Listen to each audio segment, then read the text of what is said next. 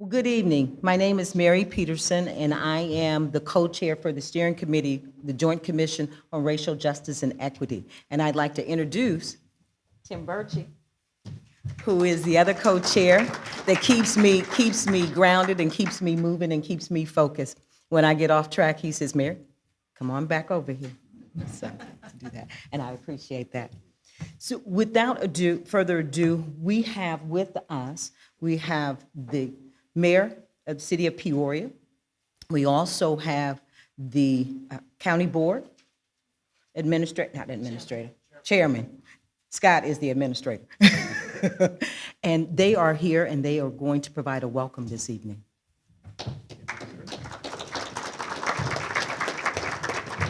Well, welcome. I appreciate Mary and Tim's leadership on this, and I wasn't going to be able to make it. My girls have dance right now, but part of being chairman is juggling family and politics and work, and this is important enough to the county that I wanted to make at least a brief appearance and welcome everybody here.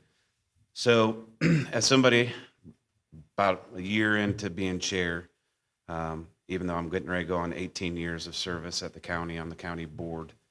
So now I get appointments trying to get volunteers, and that is one of the toughest things anymore in today, to get volunteers. And so to see this many people in this room tonight that have been engaged for so long gives me hope for a brighter future for Peoria, and I appreciate, even though I can't spend all night here with you tonight, that I really do appreciate you taking time out of your busy schedule in life to try to make this a better community. And you can't do it alone, and it takes a team effort. And this is just remarkable to see this many people. So for behalf of the county, I'm one of 18, and of all of our 18 members, Ms. Duncan is here, Mr. Allen from the county and city, our administrator, Sorrell, and I know we have some other county employees here, Ms. Graves.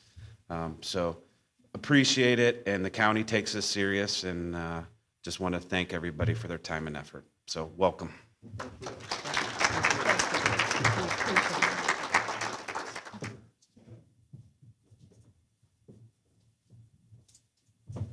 Good evening, everyone. Good evening, commissioners. I'm not on the agenda other than giving a welcome, but I asked Tim and Mary if I could say a little bit more than just a welcome. Because it's been, a long time now that this Joint Commission on Racial Justice and Equity was assembled. And it was a vision of mine that was helped to put in place by many other people, other leaders within the community that actually made it happen. And then really you made it happen by saying yes to the call. And so I really want to say we appreciate you. We appreciate you not only answering the call, but sticking with it through all these virtual meetings that went on far too long. And I know that there were some barriers associated with all the virtual meetings. Sometimes it was hard to get a quorum, right? You know what I'm talking about. But you stuck with it, and now you're back meeting in person. And I want to thank each of you. Chairman Dillon is a great partner of mine in government. We work extremely well together. I consider him a friend of mine. And Tim and Mary are just tremendous leaders who I asked a long time ago. They said yes, and they have not stopped leading. They have passion for this work, and they are dedicated and committed to this work. And so is that steering committee, and so are the co-chairs of each of the focus groups, and so are each of you as commissioners to try to close those disparities, those racial disparities. And that report, that annual report that you put together with all the research, it is amazing. I've sent it to the governor. The governor asked for more copies for the rest of his leadership team, so we sent more copies. It's sad to see those disparities, right? But it's our data. It's our data. It's not the data of 24/7 Wall Street. It's it's local data that you research, we put together and report it out. And I was in a meeting today with the Harvard Bloomberg group, and one of the professors at Harvard, we meet virtually. She said that data is not always received well because it might mean change. It might mean the reallocation of resources. And sometimes people don't want to accept that kind of change. And so it's difficult. So we have to continue to educate our leaders. We have to continue to educate our council to help them understand equity. We have to continue to educate our county board, our leadership, on why this is important and why this work will help make our entire community stronger and better, and that everybody benefits by valuing everybody. So I just want to say that this work has helped when we began to put together our new 5-year strategic plan for the city of Peoria. Diversity, equity, and inclusion is one of the 6 strategic priorities. Yes, that's huge. There is a draft that is on the city website, but it's been approved by the city council. And so we'll get copies to you once, probably electronic, copies to you once we've added pictures and kind of made it look really pretty. We'll get that out to you, and you can dive in because there are measures and outcomes associated with each of the 6 priorities in the strategic plan. So within each of those areas, there's a focus on the quality of life. Okay? So I just want to end by saying your work is meaningful. We appreciate your sacrifice, your dedication, your relentless effort to making Peoria a better, stronger, more equity-focused city. So thank you very much. Thank you, Mary. Thank you. Love you guys.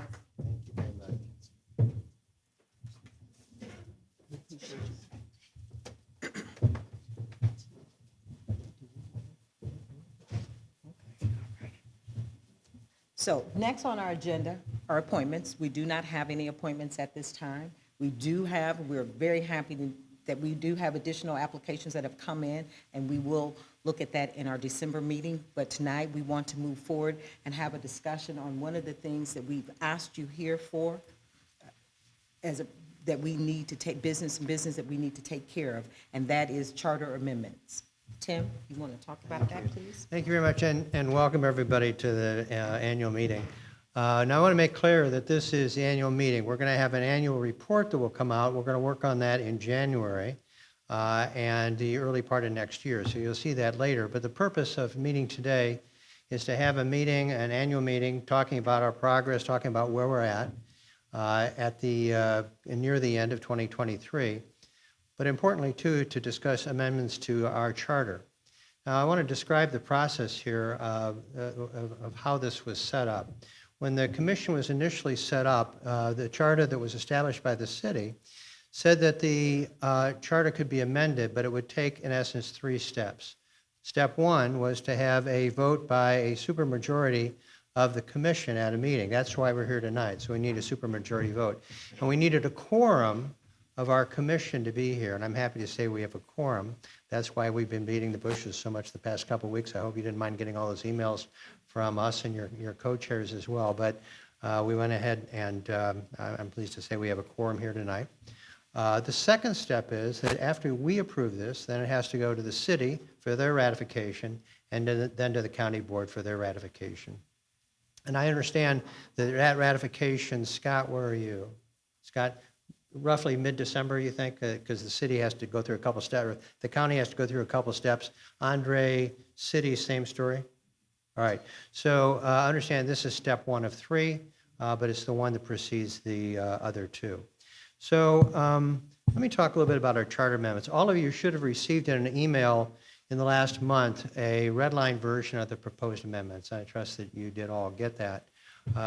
There are some copies of that on your table here tonight as well. And I understand the red line versions are not always the easiest things to read through.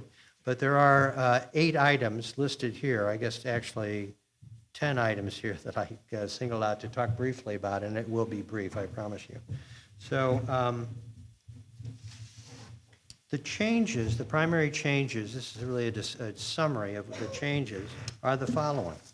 So first of all, we've changed the report out, the annual report date off of December 1. Originally, the date that was set for us to do our annual report was December 1. I think that as best I can analyze it, with COVID and everything else, it became difficult to get us on a cycle that got us through to a reporting period of December 1. So now we just say that we'll report annually. We're not tied to a particular date. That would be the change in the amendments. The second clarifies that the city and county shall, not may, but the city and county shall appoint a member to, each of them shall appoint a member to the commission, and that member of the Joint Commission would be a member of the steering committee. Today, that is in fact what's happening, but we're going to clarify it in the charter to make sure that that is correct. As time has gone on, we've discovered, and I know all of you have discovered too, that some things that, just through experience, we've discovered that some things that were in the charter which seemed clear maybe didn't end up being as clear as we'd like. So, city and county shall appoint. Right now we have Brandy Bryant. I saw Brandy here earlier. There she is over there. And Andre Allen are our 2 appointees presently from the county and the city. They're voting members.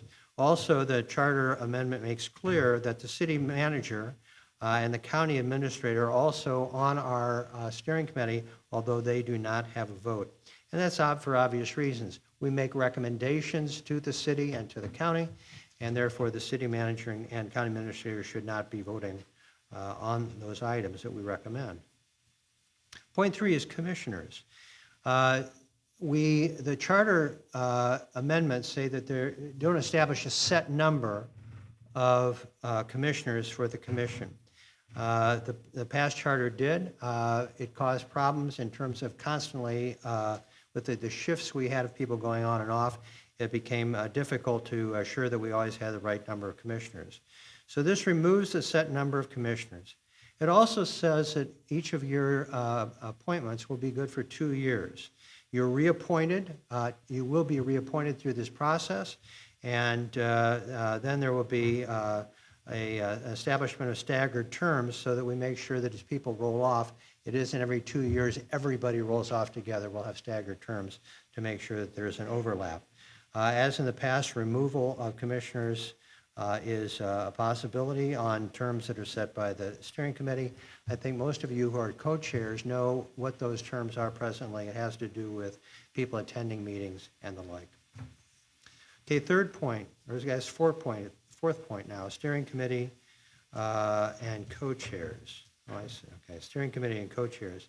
So the steering committee is to have 21 members, plus city and county members. So we'd have 21 general members, and then, in this case, Andre and Brandy, making up a total of 23. The revised charter reappoints existing members to the steering committee for 2-year terms, but again on a staggered basis. That staggered basis will be determined by our nominating committee, and again, removal is a possibility if people don't attend meetings. Next thing is co-chairs to the steering committee. Mary and I are, as you know, currently the co-chairs of the steering committee. The revised charter says that we are reappointed as a part of this whole process. And we have 2-year terms, but our terms will end actually a year from now, at the end of December of 24. How we'll stagger that out is a matter for the nominating committee to determine. And the co-chairs, as you might anticipate, are responsible for preparing the agenda and for presiding over general meetings of the Joint Commission and meetings of the steering committee. Next is the nominating committee. The nominating committee is a committee of the steering committee, and it consists today not of the number of members that are specified in the current charter. We have found that it's more operable the way that we designed it as a steering committee, and so in the revised charter, we don't specify how many people serve on the nominating committee. That's to be determined by the steering committee.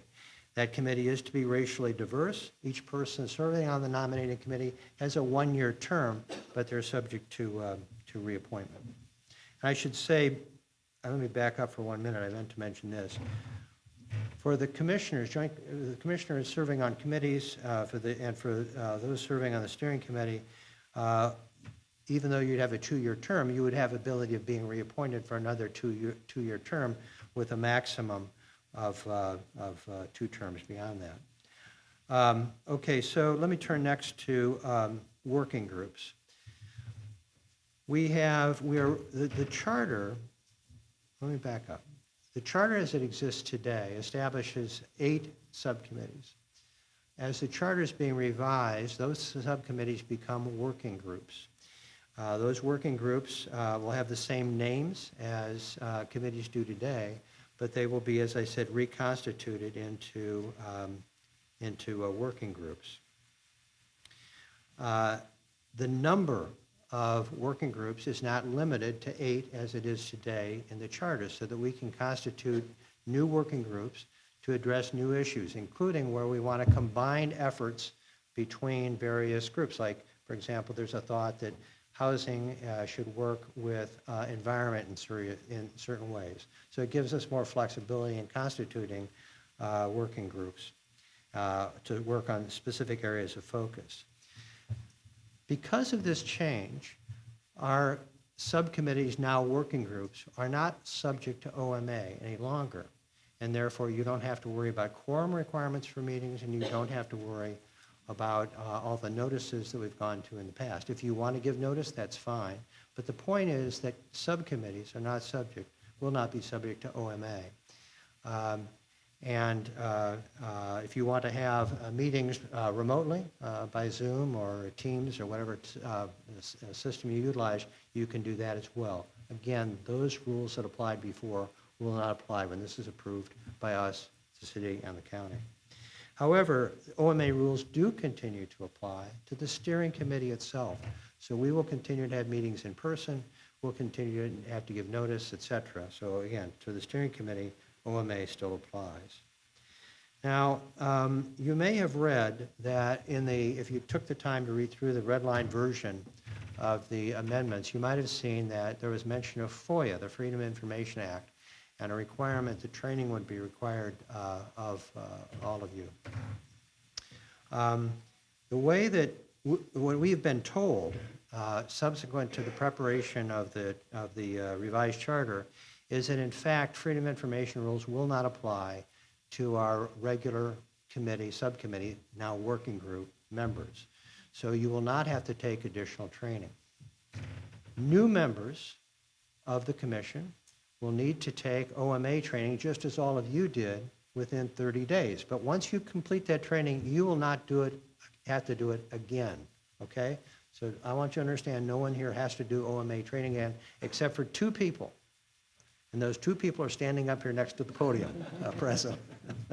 So Mary and I need to do OMA training, and obviously we're pleased to do that. But again, the mention in the revised charter that's in front of you that mentions FOIA, we don't have to worry about. Okay, final item here is amendment procedure. I explained at the outset how the amendment procedure works today. Friends, if we have another meeting, or excuse me, if we have other changes we want to make to the charter, we don't want to have to dun you all with emails again and get 53, 54, 56, 60 people at a meeting. So the way we've changed the charter is that the steering committee is empowered to make changes to the charter, again with ratification by the city and the county. So that's the amendment procedure that's changed. So with that, I would be happy, before we vote on this, I'd be happy to take any questions about the revised charter that you might have. And don't think that if you don't ask it tonight, you can't write me later or stop me or talk to Mary about it, okay? Any questions? Anybody?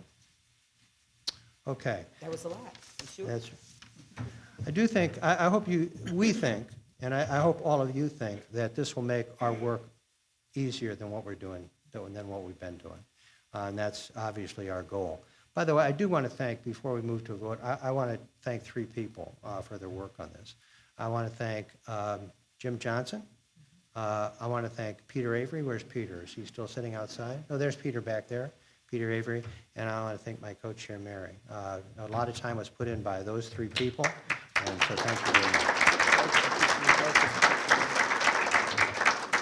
Okay, so here's the motion I'd be looking for.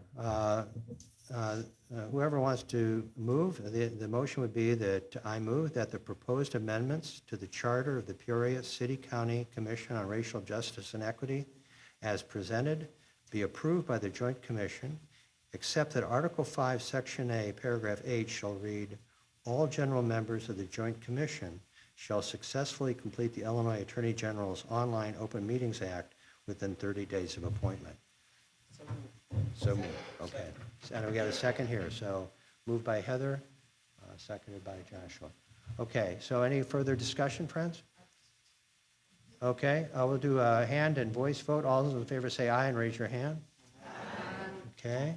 Anyone opposed? Same sign. Raise your hand and say nay. Okay. Motion passes unanimously, and I will be writing the minutes later. I'll show that we had a unanimous passage. I'll show also that we had a quorum present for the meeting. So thank you very much. Appreciate your hard work.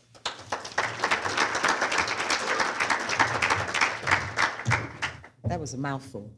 Thank you, Tim, for having that mouthful. As Tim mentioned earlier, the other business that we want to take care of, we've been working hard this year, as always, and the committees, the working groups now, have been working on in some various areas in terms of where the things that they reported out in the 2023 report, they have been working on trying to move those forward. So tonight we will also report out in terms of what has been happening, so all of you will know what the other subcommittees have been doing, and those of you who are not on the commission, you will know what we've been doing in its entirety.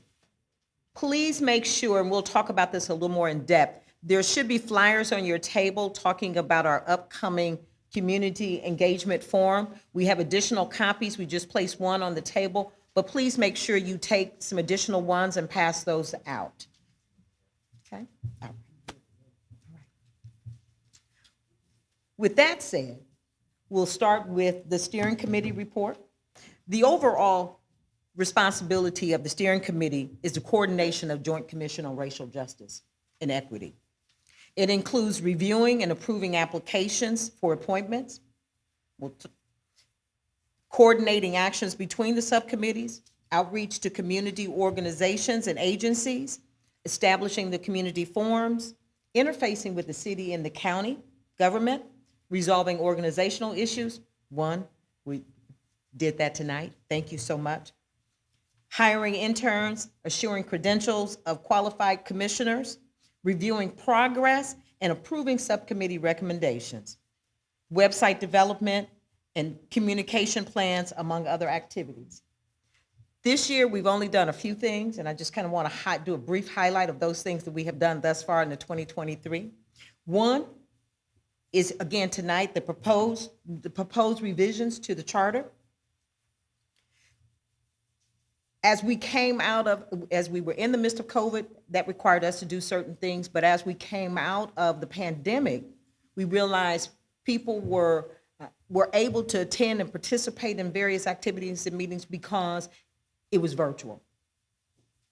And it allowed them to do some things that they may not ordinarily be able to do. But once we came out of the Disaster Act, we had to meet in person. And for some people, that presented an issue for them, whether it was work, family, the concern about their health.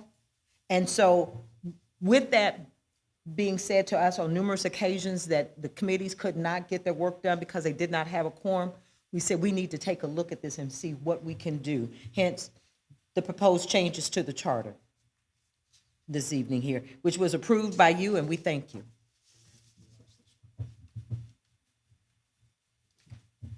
The joke is, I date technology. Some days we have really good relationships, other times we don't. Trust me, if you see me again, you'll hear that. Next is the annual report that the mayor mentioned that you all should have copies. If you do not have a copy of it, please pick a copy up, share it with someone else. If you want or need it electronically, please let us know and we can get that to you as well. We want to share this information because we want to be transparent in our community and with our community. We spent quite a bit of time putting that report together. We used reliable data.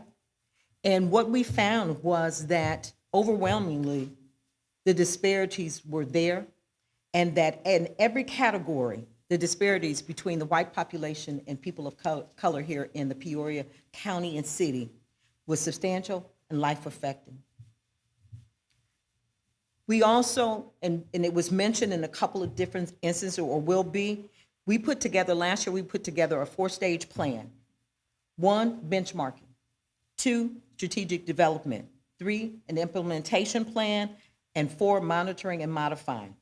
We are now in the second phase of our work plan, and that is putting together strategies. And our working groups will talk tonight about those strategies that they have put together. While obtaining reliable data and objective data, it's critical to our work that we hear the voices of the community. And in order to do that, we'll have on November 28th, and mentioned that in the flyer, we will have our first community engagement forum where we are going to the community and asking the community, based on this information, is that your story? If not, what is your story, and what can and how can we help? Onboarding.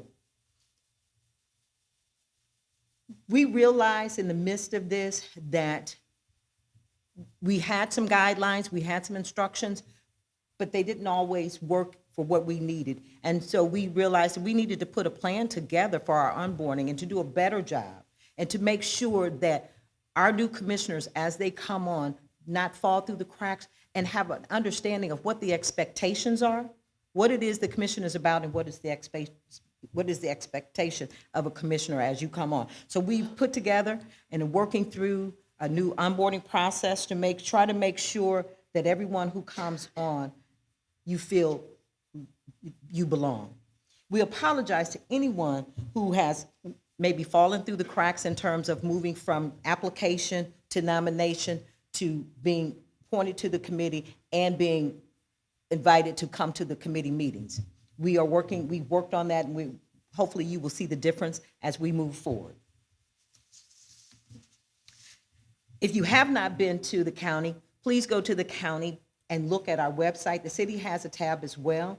We have been, thanks to Peter, and some others who've really been working on the website, making sure that we are upfront and that you are able to easily access the application and information as it relates to the Joint Commission on Racial Justice and Equity.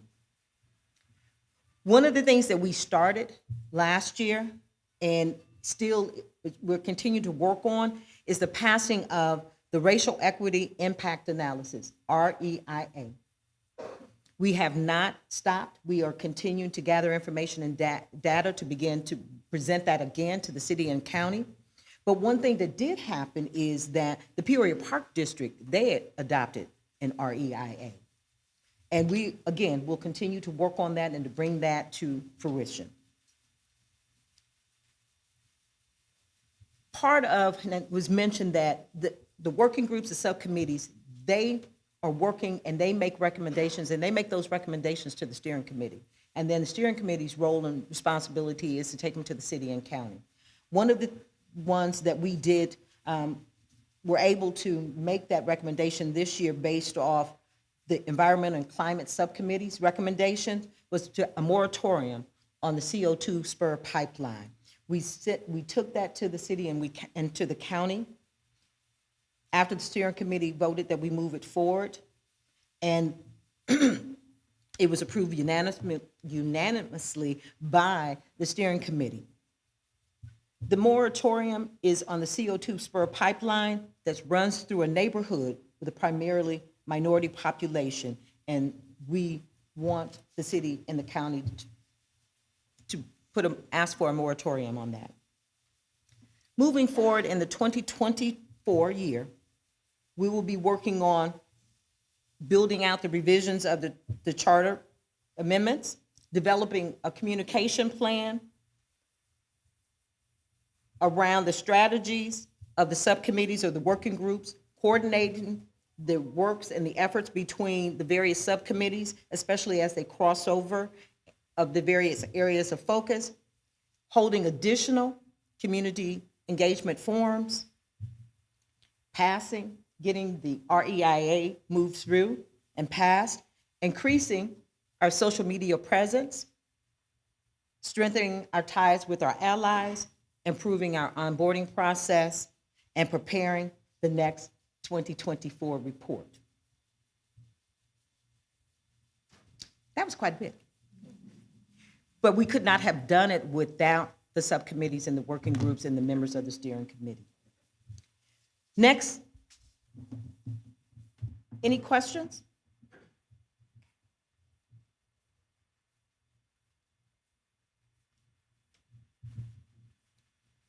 Well, next is our Child and Youth Development Subcommittee. Hello, good evening, everyone. Courtney and I would like to, first of all, thank our subcommittee commissioners who have stuck with us and showed up to meetings, in-person meetings every month, and helped us put together and progress. So I want you to please acknowledge them for being with us. Yes. With that in mind, our progress so far in 2023 was, how do we improve kindergarten readiness for the kids entering Peoria School District 150? And also increase minority teacher recruitment. Next one is, everyone knows there are resources and organizations out in Peoria. We can all say that, yes, I know this, I know this, I know this. But nobody knows where they are located. We can only probably name one or two on top of our head, but when you actually put together on a piece of paper, it could be at least 20 to 30. And we wanted to create that actual resource list on paper and make it available for public. The fourth one is creative resources for youth. Youth in the schools go through so many different things, bullying or harassment and everything. And where can they turn to? Sometimes they think they feel like they can't even go to their counselors or teachers. But is there somebody else? Is there an advocacy group, something that who can guide them, who can give them the counseling that they need? So we want to create a resource list. What it is, we are still trying to figure out, but I think some of us who are in the school system, they know. So that's what we're planning on working on. And the last one is, we want to establish a good relationship with the media, because sometimes all of us know that whenever we put something out there, media tends to portray it in a negative manner. And that's never a good thing. Whatever we're doing right now, yes, it's not going to be successful immediately, but it will take a long time. But we want media to portray that we are working on it, and please help us portray in a positive way. And make everybody who are going to be cooperating with us, show them in a positive light. Don't put a negative thing on them. With that, I'm gonna let my co-chair, Courtney, talk about our 2024 strategies. At this point, we're going to continue to build our relationship with District 150. We will be meeting with Dr. Karat soon. We're trying to expand on our different minority recruiting programs. We've already discussed different things with the international teachers that have come in. We've had some interviews and met with them. We're also going to be trying to expand on the Grow Your Own program and setting forth a proposal for that. So we'll be working with the district, hopefully, to get that moving forward. Which was in the second point. We want to collaborate with local universities to increase diversity within our teacher recruitment. We've set up some surveys and some different things that we can start reaching out to student teachers as well as educational programs, so that we can start working with some of the local universities, seeing what they're doing to recruit different minority teachers, and also what we can do to expand on their experience so that it's more positive, so that they want to go into education to work with our students. We're going to extend our focus on our additional goals. Right now, we're focusing really on teacher minority recruitment. If you look at District 150, for example, there's about 80% of the teachers are white. However, 50% of the teachers or students are African American, so your student population is not matching your teacher population. So we want to see what we can do to kind of build on that a little bit. That's it for us. Thank you.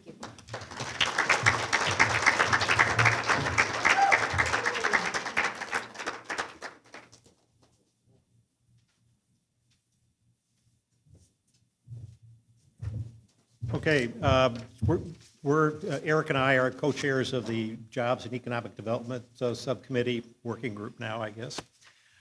During this last year, we've been working on finding ways where we can get more people into sustaining living wage jobs and foster growth in minority businesses. So during the year, building on the issues that we identified with our surveys of community-based organizations in phase one, we surveyed HR managers from area employers and validated that transportation is a barrier to higher paying jobs, particularly where the jobs are located in Tazewell and Woodford counties, if you will, outside of the Peoria area. Our target population is in Peoria, but the jobs that pay the wages that we're after are outside of Peoria, and there's just not viable transportation options for those people. So we're nearly complete with defining a pilot program that would provide transitional transportation support in the first year of employment for ICC's workforce equity graduates. So we're just about ready to kind of roll that out and talk to the steering committee and the city and county about that program, as well as to area employers. We also surveyed minority businesses in the area to identify their growth challenges, and those include marketing and branding, workforce development, and financial management.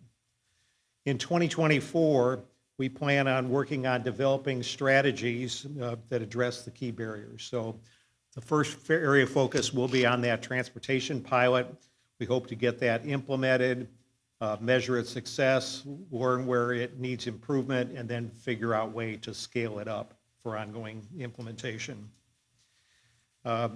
As I mentioned, both our original community research as well as feedback from the area HR managers identified that beyond transportation, childcare, particularly for second and third shift jobs, is a barrier. It's an obstacle out there. So during this coming year, we're going to dig into that further to figure out what's the best way to address that need, as well as how do we build on what we learned from the minority businesses as to ways in which we can help them grow and grow profitably in the area. Questions from the group? Okay, thank you.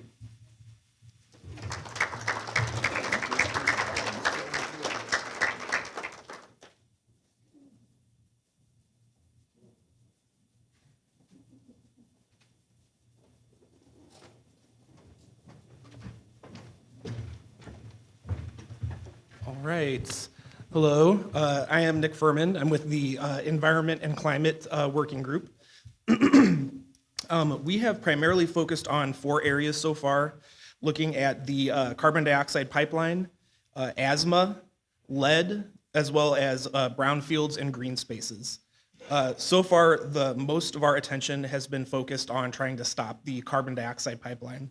And we did that because it had the most pressing deadline.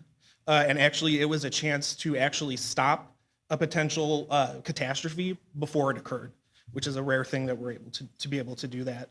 And also because we know if that, excuse me, if that main trunk is built, we know that the next step would be a spur coming up right through the south end of Peoria, which would significantly impact the lowest income Black and brown folks in the city. As Mary mentioned, we put forward a recommendation that the city put a moratorium on carbon dioxide pipeline construction, at least until the federal safety guidelines are updated. That was approved by the steering committee and has been forwarded to the city council, so we're excited about that. The other areas have primarily been in the research phase. We're looking at, what are the causes of asthma being so much worse among people of color in Peoria? Where is lead concentrated, and what are the strategies for abating it that we could look at? As well as where do brownfields exist? How could they be remediated, and how is green space distributed through the city and county? That information will help us make specific recommendations in the new year for strategies to help us mitigate the effects of environmental racism and promote a more equitable and healthy distribution of clean air, environmentally sustainable buildings, as well as park space, tree cover, and nature preserves. Jonathan Thomas, and I'm going to talk about our strategies for this year, which our first strategy is to recruit new members who represent the diverse demographics of our city. Secondly, we were finding sources for funding because climate and environmental issues are often costly to fix in their aftermath and can seem economically prohibitive to do right on the front end without supplemental funding. Educate the public. The environment is literally all around us, but people take for granted the water that comes through their pipes, the air they breathe, and the chemical composition of the dirt in the neighborhoods around them. It's harder to explain the value of changing those things than, let's say, better housing or a new school program. However, these environmental justice issues contribute substantially to the 15-year life expectancy discrepancy between people of color and white members of the community that was noted in the Commission's first annual report. And they will only get worse as climate change accelerates. Finally, we'd like to express our desire to partner with other working groups on some of these issues that cross over our working areas. Lead paint and piping has a lot to do with what we consider quality housing, and its effects have serious impact on childhood development and education. Asthma often has environmental causes, but is integrally linked to overall health and wellness. Access to quality green spaces is shown to have a significant effect on general wellness as well as childhood development. And these are just some of the areas that our group could partner with others to minimize duplicative work and maximize our impact. Thank you.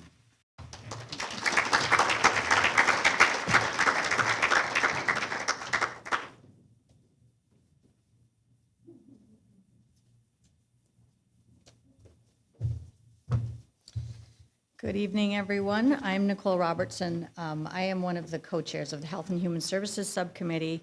Dr. Francesca Armour is our other co-chair, but she unfortunately is not able to join us tonight. So first of all, I would also like to thank the members of the Health and Human Services Subcommittee, for those who have been around since the beginning, for sticking with this work, for your dedication and for your engagement. Thank you. To new committee members, thank you for joining us. We're welcoming, we're happy to have you, and we look forward to joining new members. What we wanted to highlight tonight were a few things that we really are proud of our progress and have a lot of potential moving forward. The first is just a couple of community engagement opportunities that we have had to really just get out and talk to people, the public, community members, about the work that we're doing. The first was we were invited, and Mary and Tim were there, and Dr. Armour and I participated as well, to participate in the Health Equity Ground Rounds at the University of Illinois College of Medicine, Peoria. Dr. Nguyen, thank you so much for inviting us to speak in that opportunity to really get out and, again, share the work that we're doing. Not only talk about the progress, but encourage new members and how they can join us. So we had about 15, 18 members join us that day. Great presentation, great conversation. That was on June 22nd. On October 27th, we also, Dr. Armour and I, were invited to present and prepare for a 2-hour session. It's a medical colloquia series. This was it's for med students, first and second year medical students. We had a fantastic session. Students were really engaged. The exciting part about that day on October 27th was it was a virtual session, and it was tri-campus. So we actually had students from Chicago, Rockford, and Peoria participating. We had over 120 students who signed up to participate in the session. So it was really, I just got the feedback about 3 hours ago, so I haven't had a chance to read all the comments, but just glancing through them, the students were really excited to learn about this, and really, they had a lot of questions, a lot of feedback. We broke out into smaller groups, so it was a really good chance for not only for them to learn about this work, and even the Chicago and Rockford students, we said, this is relevant. You know, this model exists in communities all over the country. So they really provided a lot of great feedback, a lot of great questions about what next steps are, not only as young people, but as future physicians and future healthcare providers. So we look forward to more opportunities to share the work that we're doing. The second point that we wanted to discuss is piggybacks off of what we reported on last year. We continue to work on how we can leverage the relationship that we have with the Partnership for a Healthy Community, which is the tri-county entity that conducts the Community Health Needs Assessment and the accompanying Community Health Implementation Plan. It's a 3-year cycle, for those of you that are familiar with it, that really, A, identifies community needs, does that full assessment, and then secondly, talks about what is the implementation plan to address those needs. So we obviously work very closely with the Peoria City County Health Department, so we've always thought this is a really fantastic way to leverage that relationship, really capitalize on how we can work together since we all share these same goals. So we continue to work with them. The recent progress is that we did an assessment to really look at how can we make that China and the chip process better. And one of the key recommendations that came out of that evaluation was to include a health equity committee from the very beginning, from start to finish. Have a health equity committee that is really periodically looking at how that process, how the assessment is done, and then again, what interventions come out of it. So when that came up, Dr. Armour and I said, well, look at that. We have a fabulous committee of people that are committed to health equity already. So we continue to have these conversations about how can we work smarter? How can we really align these two groups to achieve our shared goals? And then the third piece, and this was all on our subcommittee members, they work in small groups. What they did was, per the request of the steering committee, when we have our community forums, what we really wanted was to gather some input. What questions do we have for the community? What information do we want to get out of these community forums? So our subcommittee put together a list of recommendations that were then submitted to the steering committee that will hopefully be put to good use in a couple of weeks. So for our 2024 strategies, our biggest one, again, we really have the greatest opportunity to really establish a strategic plan, an actual implementation plan of how we can build in, and that's the best part of this, how we can build in a racial equity assessment tool, essentially is what we want to do into that community health needs assessment and the CHIP implementation process. The beauty of that model is that it's not dependent on what the health priorities are at the time. It rolls over year cycle to cycle. So regardless of what the topics are, the health priorities are at that time, we still have a way to ensure that equity is being assessed during that process. And then the second bullet point that we continue to work on and we think is the top strategy for next year is continuing to engage the community. Let more people know about the work that we're doing, really get a chance to get out there, share the work, share the progress, and invite more people to become involved. So that's ours. Thank you.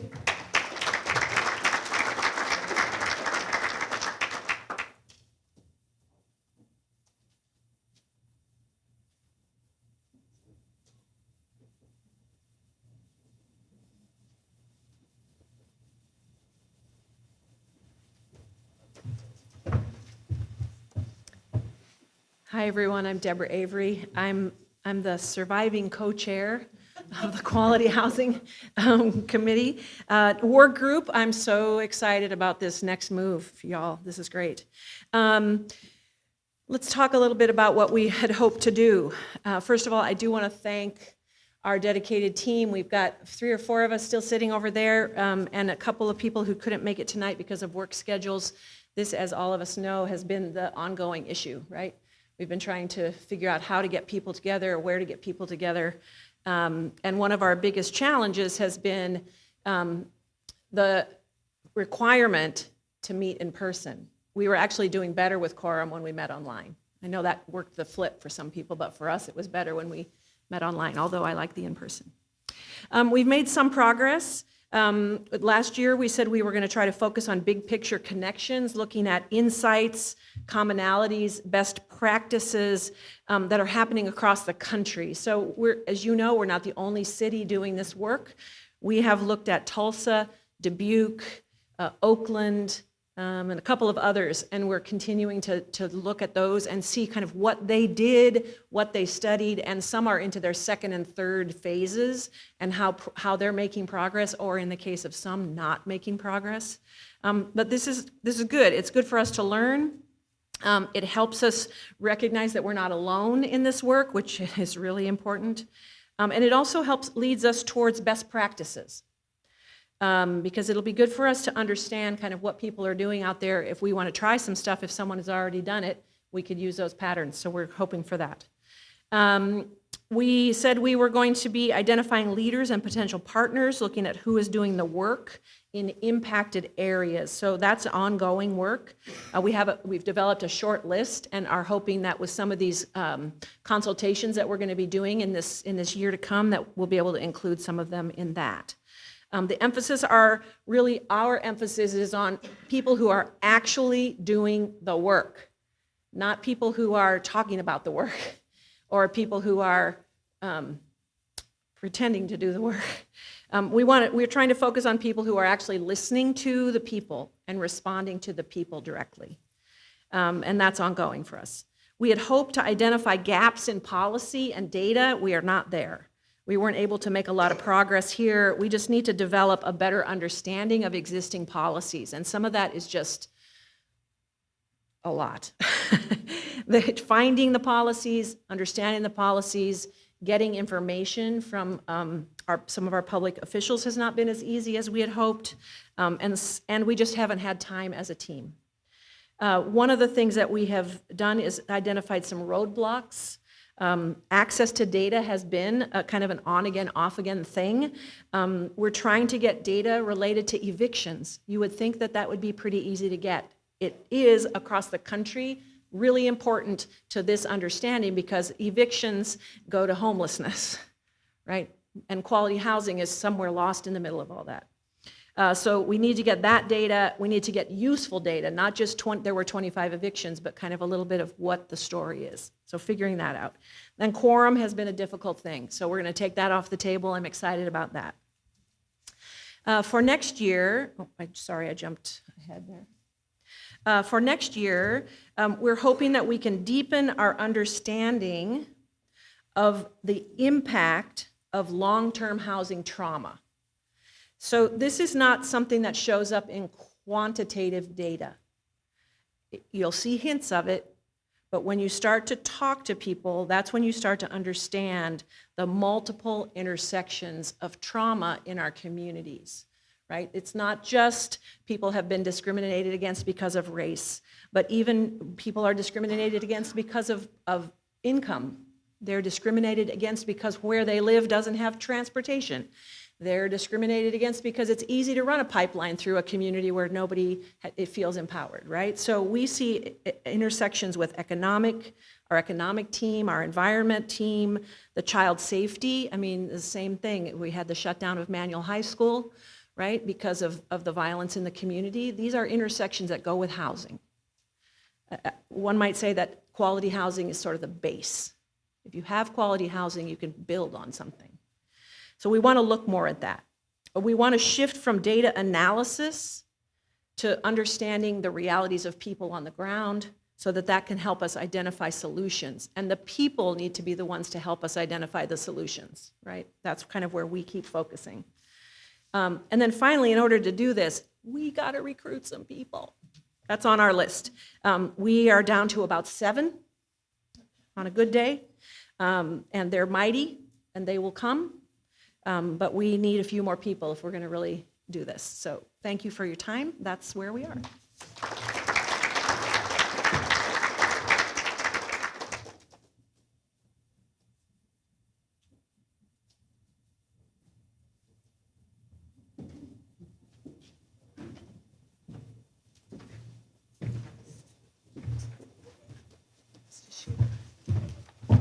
Good evening. My name is Jennifer Farrell, and I am a co-chair for our Justice Committee. And Tim is up here because he was so gracious to help us because we were down to one co-chair. So I thank you and very, very much for that. I want to acknowledge that we have a ride or die committee. We honestly do. Our committee members are true and blue, and they work very, very hard. And so I want to acknowledge our Justice Committee, first of all, because they work very hard, and they are, like I said, ride or die. They're there when we need them. And they have been here. We have people that have been here from the very beginning. Our last count is 18 committee members. Yes, 18 committee members. And we have those, thank you so much. We have those because we have dedicated people. And then, of course, we have several new committee members. So I want to thank you, first of all. Initially, we identified 3 problems with the justice area: juvenile detention, juvenile arrest reports, and traffic stops. However, we decided to work on youth violence. And we did that, and we were able to identify a lot of things. Why youth violence? Do I even have to say it? You turn on the news, and unfortunately, that's all that you see. So that is why we are focusing on our youth violence. So, 2023 progress, we have our city and state grants. We wanted to identify who's doing what, and we have a lot of programs. We have a lot of after-school programs. We have a lot of programs and mentoring right here in the city, but we needed to identify them. We needed to identify the anti-violence programs as well, because we have a lot. We have a lot going on. There are lots of grants out there. There are a lot of people wanting to do the right thing to help our youth violence. And then also the youth violence and public health. So what we did was, through a lot of hard work from the committee members, we identified a wonderful strategy to help with youth violence. And it's the CDC, the Center for Disease Control Division, and we focused on the violence prevention part. There are 6 strategies that we hope to incorporate with all of these programs that are going on right now. And our idea is that if we can get everybody on the same page, we know that we are working towards the same goal. But if we can get everybody focused on these 6 strategies, it will make a major, major impact on youth violence, we believe. So we did evaluate all of the programs, and this is what we determined. So our strategies for I'm sorry, Tim, did you want to do these? The second one? Okay. All right. Sure? All right. All right, so there are strategies for 2024 is to evaluate local programs with the CDC standards, using those 6 strategies. I could go through them, but we'd be up here for a little bit, and we won't do that right now. All right, to review programs and other communities. There are a lot of successful programs that we could model from, use them as models, implementing these 6 CDC strategies. Access to local oversight and collaboration. Determine if all local communities are being served.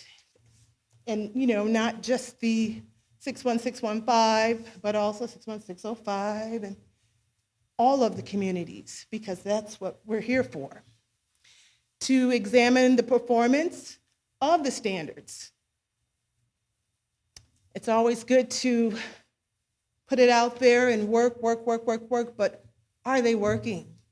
And that's what we have to really look at as well. And then assess the needs of the programs, expansion and fundings. Thank you.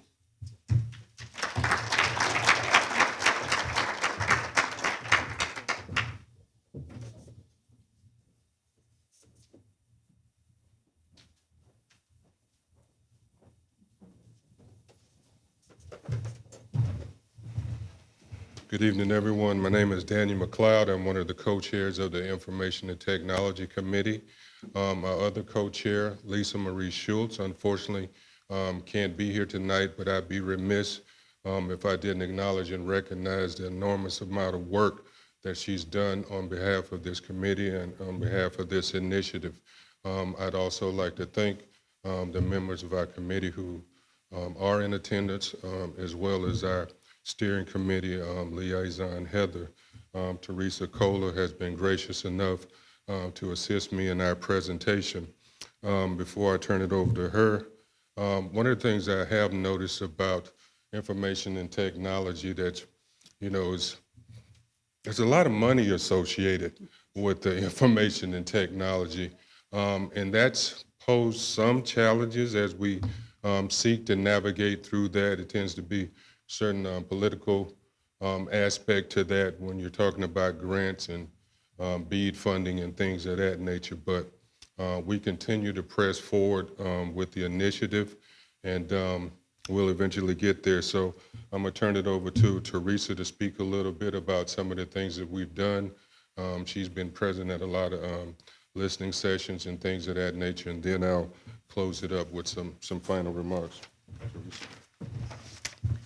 Thanks, Dan. Yeah, I am not Lisa Marie Schultz. She has done an amazing job for us, and I am standing in for her. So some of the things that we've done on the information technology working group is the Illinois Broadband Lab had listening tours throughout the state where they discussed broadband issues, and we were able to listen and to contribute to those. Some were in person, some were virtual, and we were able to go to several of those. We met with Mayor Ali to talk about some of our ideas and to get some information from her. And one of our thoughts was that we have to have free, some type of free Wi-Fi in the riverfront, in the new riverfront plan. And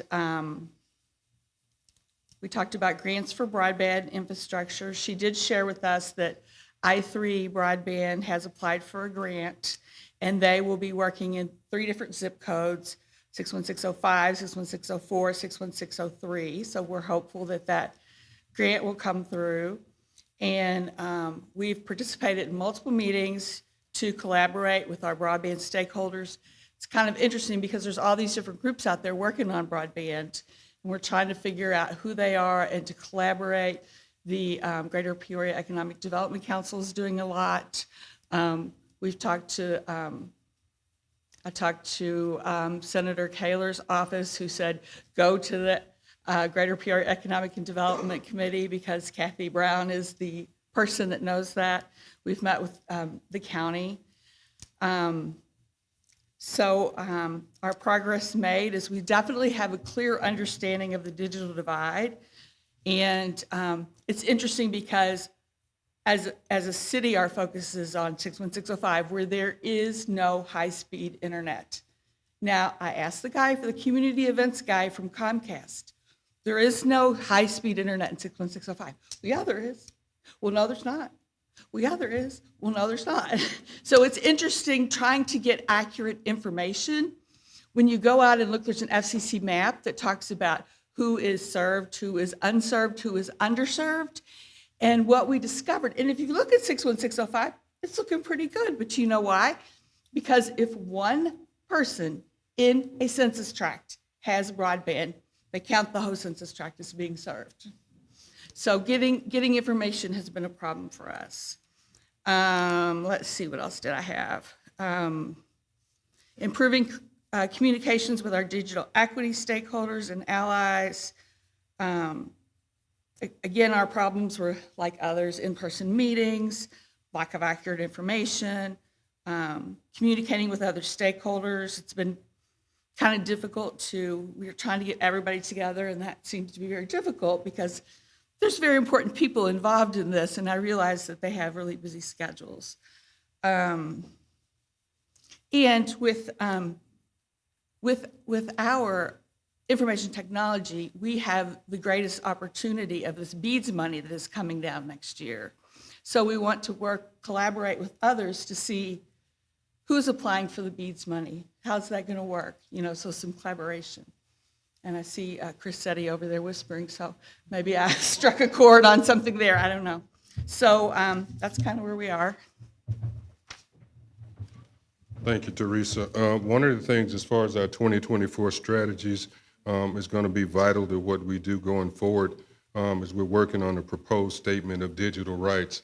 A lot of times when you think about information and technology, it tends to be sort of a sterile topic, but we want to take a more humanistic approach to it. We want to change the narrative, change the lens for which this is viewed. I think for some people, they look at information and technology, broadband and things of that nature as perhaps a luxury. What we want to do is change that narrative, change that lens, and let people know that this is a basic human right.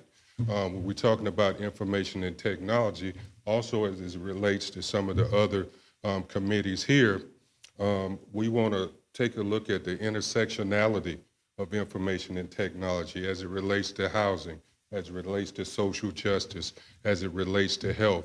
And I think that proposed statement of digital rights will go a long way in changing that narrative. And hopefully once we get that complete, perhaps it can be used as a template for some of our other committees. Hopefully that will also go a long way in terms of any grants and fundings and things of that nature that we may be privy to. We also want to kind of redefine some of the terminology. We started to talk about access. And for many people, access may be if something, say if a grocery store is across the street, a person has access to those groceries. But if they can't afford the groceries, do they truly have access to it? And that's kind of the same approach that we're taking with information and technology. If that one person or those several people have access to broadband in their communities and they can't afford it, do they truly have access to it? I would say no, but it's others that we'll have to convince of that. We're going to continue, like I said, we want to do a better job of touching base with some of the other committees in terms of how we may be able to use contacts, information, things of that nature to move in the entire initiative of this committee forward. Other things we want to do is just continue to look at broadband access, affordability, devices and training, and perhaps somewhere down the line, as we continue to research, perhaps broadband can be viewed as a public utility. Thank you.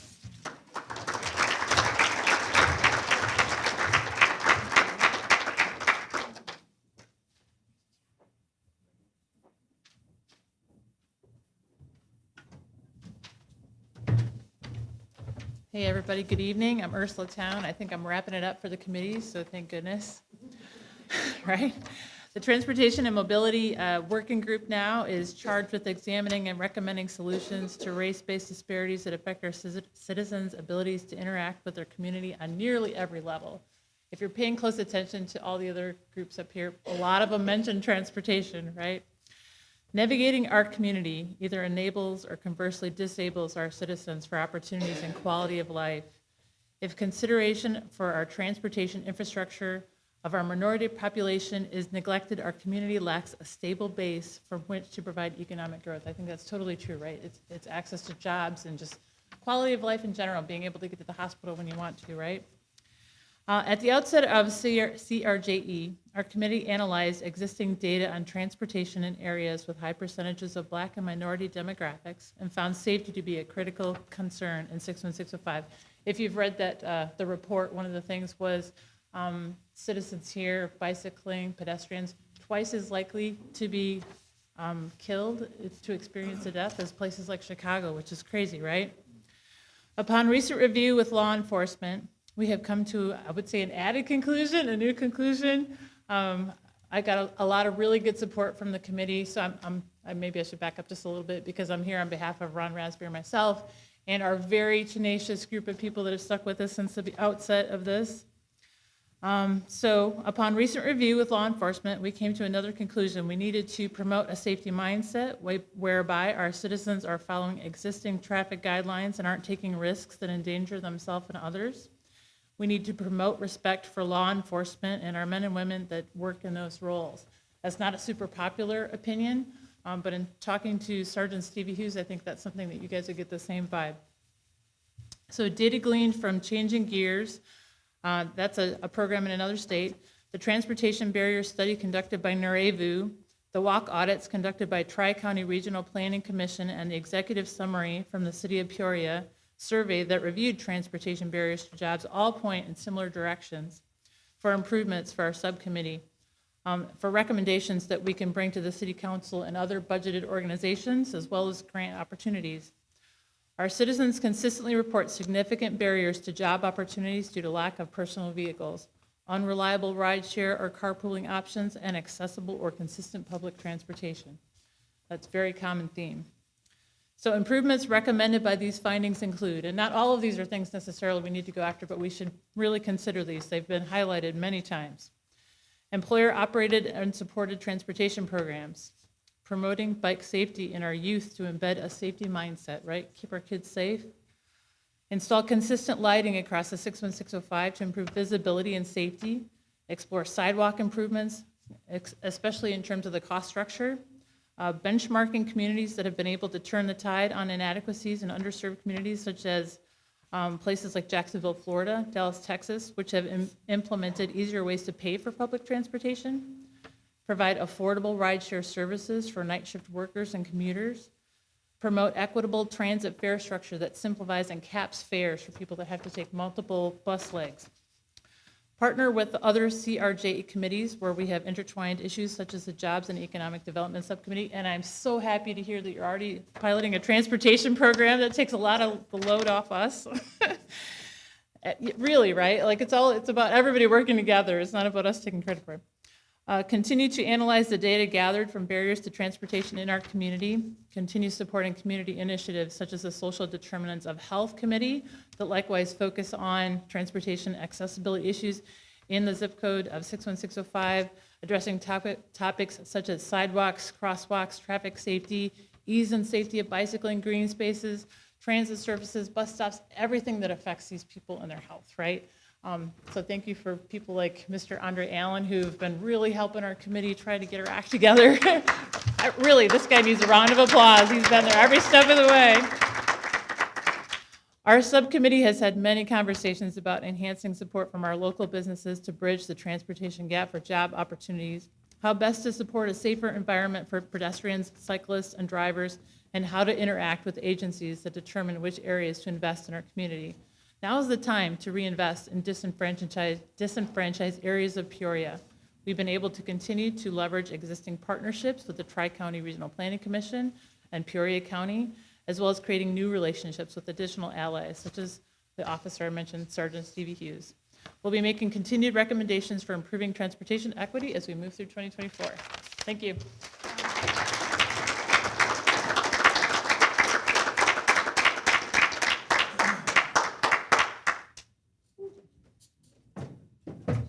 Would you say that we've been busy? So folks, first of all, we want to say thanks to all the hard work that's been done by people. We know that the past couple of years, I know we've said it before, but I think we all know, the past couple of years have presented a lot of different challenges for us. One of you pointed out, I think it was maybe, well, I forget who it was, but somebody pointed out the fact that we were meeting in person and we thought it was going to be difficult to go to remote meetings, and then it turns out remote meetings a lot of people like better than in-person meetings, and then we had to switch back to in-person meetings. All this was difficult, and yet the fruits of the work that were done over the past couple of years, I think, were shown here this evening by the various reports given by the groups. One thing I would encourage everyone, all the people of all the committees, and also particularly the co-chairs, to think about is the way that we do have connections between us all. They were on display tonight. Many of you mentioned them, but bear in mind that working with other committees makes sense. Working with other working groups makes sense as we go forward, and certainly we'll facilitate that as we do.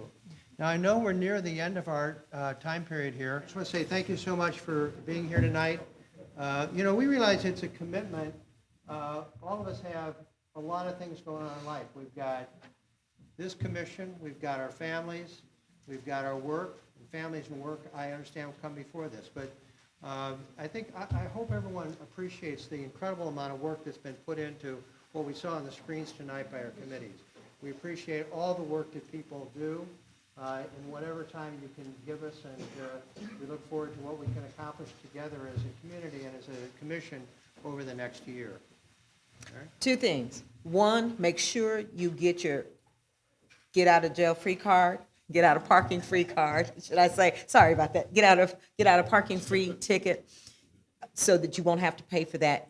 Two, please pick up, we have some additional flyers at the desk. I know some people like electronic versus paper, but some people like paper. So please pick that up. And please, all of you, give yourself a round of applause.